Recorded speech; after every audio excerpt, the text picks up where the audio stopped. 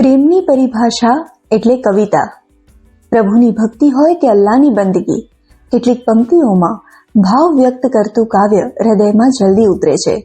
21મી માર્ચ વિશ્વ કવિતા દિવસ નિમિત્તે કચ્છના વરિષ્ઠ કવિ મદન કુમાર અંજારિયા ખ્વાબ કવિતા વિશે વિશેષ વાત કરશે. દિલથી નમસ્કાર.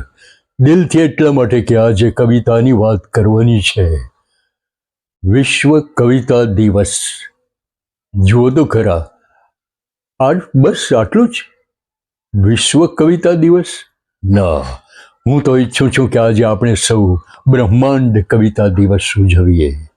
શેષનાગ પર સૂતેલા વિષ્ણુ હોય કે પેલી બાજુ જટાધારી શિવજી હોય કે ઓ બાજુ પૈગંબર કોઈ નબી મૌલવી હોય, બધા કવિતાને કાં લખે છે, કાં કહે છે, કાં જીવે છે. કવિતાને જીવી તો શકાય છે. આમ આજે મારા મતે બ્રહ્માંડ કવિતા દિવસ છે અને કવિતાનો ચેપ લગાડવાની મજા જુદી છે. કવિતા, કવિ, કમાલની બાબતો છે. વૈજ્ઞાનિક એમ કહે છે કે હું વિજ્ઞાનનો માણસ છું. શિક્ષક એમ કહે છે કે હું શિક્ષણનો માણસ છું. અને ખેડૂત કહે છે હું ખેતીનો માણસ છું. પણ કવિ કદી પણ નહીં કહે કે હું કવિતાનો માણસ છું, કારણ કે કવિ તો માણસની કવિતા છે. આમ કવિતા ક્યાં નથી? એટલે હું વિનંતી તો એ કરું કે તમે લખી ન શકતા હો, બને ઘણા બધા કંઈ કવિતા લખે નહીં, પણ કવિતાને જીવજો ખરા. તંદુરસ્તીને ચેપી બનાવવી એટલે કવિતાને જીવવી. તે હું તમને સારો લાગું એ ચેપ થયો. આવો ચેપ ફેલાવી લઈએ, કારણ કે હમણાં જરા વિષમ સ્થિતિ તો વિશ્વ માટે છે જ. કોઈએ સાચું કહ્યું છે કે માના कि आज भी आंसुओं की कमी नहीं है. माना कि आज भी आंसुओं की कमी नहीं है, पर आज आंसुओं में पहले जैसी नमी नहीं है. આ નમી લાવે છે કવિતા. એક નાની કવિતા, અછાંદસ. ત્યાં પડેલા જૂના ફાનસને જોઈને ટ્યુબલાઇટના જળાહળા પ્રકાશમાં મને મા યાદ આવી જાય છે. ફાનસ આજે ઉપયોગમાં નથી.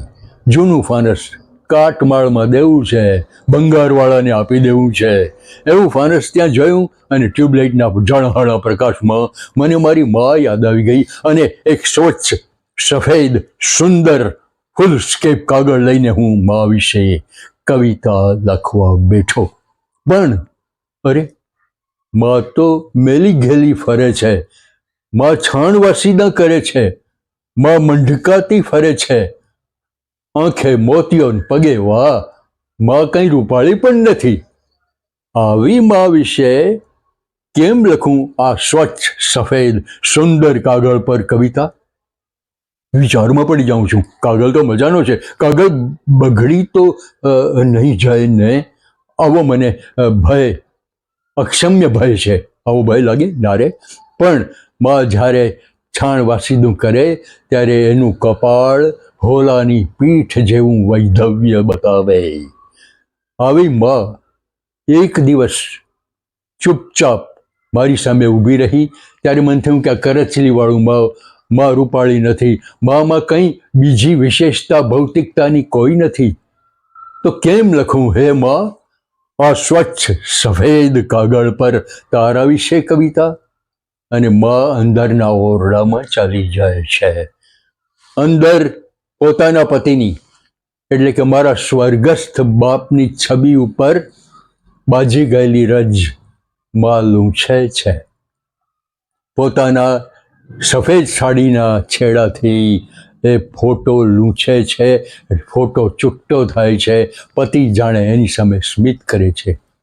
હું પણ દ્રવિત થયો, પણ ફોટા સામે જોઈને, પોતાના પતિના ફોટામાંના ચહેરા સામે જોઈને મારી આંખો સજળ થઈ છે. એની આંખેથી ડળ ડળ ડળ આંસુ વહે છે. એ મા શું કરશ તું આ? અરે આમે તારા વિશે કવિતા લખવામાં હું હેરાન હતો. આ સ્વચ્છ સફેદ કાગળ, સુંદર કાગળ, આ કલમ, હું કેમ લખું તારા વિશે કવિતા? અને તેમાં તું હવે આંસુ વહાવવા લાગી. અરે માં છેટી હટ, અહીંયા તું નજીક આવી છો. અહીંયા છેટી હટ, તારા આંસુ ટપકી રહ્યા છે. આ કાગળ પર તારા આંસુઓ રેલાઈ રહ્યા છે. હે માં, આ તો આંસુથી તરબોળ કાગળ સ્વચ્છ સફેદ રહ્યો નથી, સુંદર રહ્યો નથી. કાગળ તારા જેવો જ થઈ ગયો. તો માં કહે, કેમ લખું તારા વિશે કવિતા આ ભીના તરબોળ કાગળ પર? સૌને નમસ્કાર. ગમ ખાના આंसू पीना सिखलाती है, गम खाना आंसू पीना सिखलाती है दोस्त, कविता जीना सिखलाती है. धन्यवाद.